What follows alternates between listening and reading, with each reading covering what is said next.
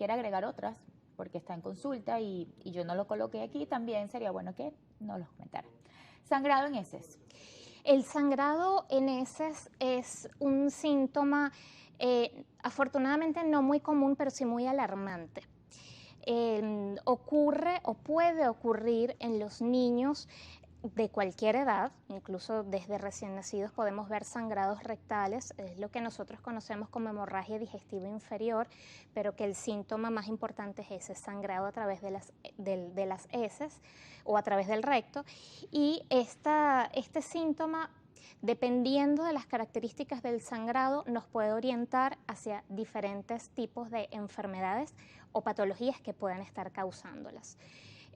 Una de las más comunes son los pólipos en el recto. Los pólipos no son más que recrecimientos de la mucosa, que por supuesto se presentan dentro del recto, a nivel del colon, y que cuando pasan las heces, sobre todo si son heces duras, tienden a lesionarlos, a romperlos y por supuesto sangran. Entonces es un sangrado muy característico que se presenta después de una evacuación, en donde el niño evacúa o hace pupú y posteriormente queda goteando con sangre.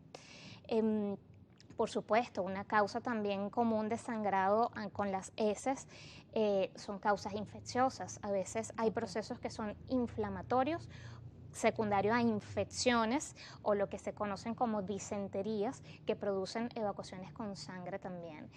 Entonces, claro, son síntomas que dependiendo de las características, no solamente del sangrado, sino del contexto del paciente, si ha habido fiebre, si no ha habido fiebre, si el sangrado es solo cuando hace pupú o también es sin evacuar, entonces nos van a ir orientando en cuál es la posible causa y por supuesto cuál es el manejo que debe tener cada uno. Pero es importantísimo que cuando ocurre esto hay que acudir al gastroenterólogo porque es una emergencia. Intolerancia a la lactosa. La intolerancia a la lactosa, fíjate que eso es un tema sumamente interesante porque es muy común confundirlo con lo que es la alergia a la proteína de la leche de la vaca. Y de hecho muchas personas tienden a decir intolerancia a la proteína o alergia a la lactosa y realmente son dos entidades completamente diferentes. Y la intolerancia a la lactosa es un proceso en el cual no se digiere adecuadamente la lactosa. La lactosa tenemos que saber que es el azúcar de la leche. Entonces, cuando el organismo entra en contacto con este azúcar de la leche, con la lactosa, como no es a nivel intestinal, no es capaz de degradar este azúcar, entonces produce síntomas que son bastante típicos y característicos, tales como lo pueden ser las diarreas o evacuaciones líquidas, que tienden a ser muy acuosas, que tienden a ser explosivas, y esto porque vienen acompañadas de gas, porque esto es otro de los síntomas que se acompañan a la intolerancia a la lactosa, la presencia de gas. Entonces son niños que por este aumento en el gas intraabdominal tienen mucha distensión, es decir, cuando el abdomen se hace muy prominente, muy timpánico, y cuando lo tocamos parece un tamborcito porque está lleno de gases, eso hace que tengan mucha flatulencia o que tengan muchos gases a través del recto y que estas evacuaciones también sean explosivas. Lo importante de la intolerancia a la lactosa es que por lo general son transitorias, tienden a ser secundarias a otras cosas. Por ejemplo, cuando toman antibióticos puede haber una intolerancia a la lactosa, o cuando hay algún proceso infeccioso puede haber una intolerancia a la lactosa secundaria. Se tiende a ser algo secundario a algo más y siempre tiende a ser transitorio, es decir, se cura con un tiempo determinado por el especialista de dieta, y la dieta es, por supuesto, una dieta sin lactosa, muy diferente a la alergia a la proteína de leche de vaca, en donde el manejo es completamente distinto. Reflujo. El reflujo es un síntoma bastante común en la población pediátrica, sobre todo mientras son más chiquitos, porque existe lo que conocemos como el reflujo fisiológico del lactante, que es la regurgitación o devolver el alimento que se encuentra en el estómago y que pasa a través de la boca, es decir, refluye. Cuando son muy bebés, esto puede ser normal, incluso hasta los 18 meses, siempre y cuando no tenga características de enfermedad, es decir, siempre y cuando este reflujo no le produzca síntomas ni incomodidad ni otras enfermedades al niño y por supuesto también en su entorno.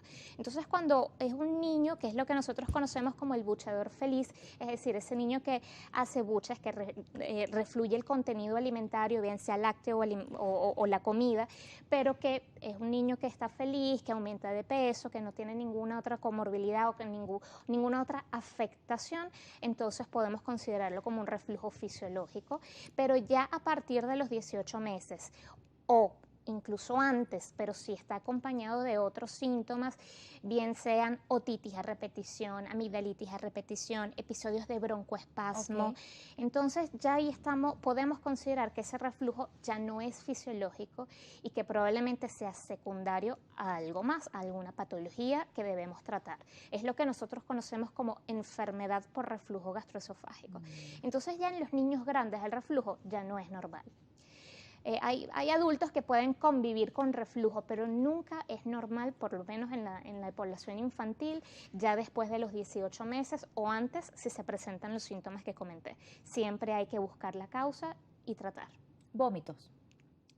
Los vómitos son un síntoma bastante inespecífico porque pueden estar presentes en muchas patologías, desde las infecciosas, que de repente son las más comunes en los niños, pero también desde las patologías metabólicas y cualquier otro tipo de alteración puede ser simplemente un síntoma más. Claro, cuando hay vómitos de forma aguda, por supuesto, hay que tratarlos, pero ya cuando empiezan a durar, extenderse en el tiempo o que son vómitos que sin duda alteran lo que es el estado hemodinámico del niño, o sea, lo deshidratan, lo tumban o duran mucho en el tiempo o son recurrentes, o sea, son esos episodios de vómitos que aparecen, desaparecen, aparecen, desaparecen, entonces sí ameritan una evaluación un poco más profunda. La señal de alarma entonces debe ser en la frecuencia, igual que la diarrea, por ejemplo. Sí, no solamente la frecuencia, una de las señales de alarma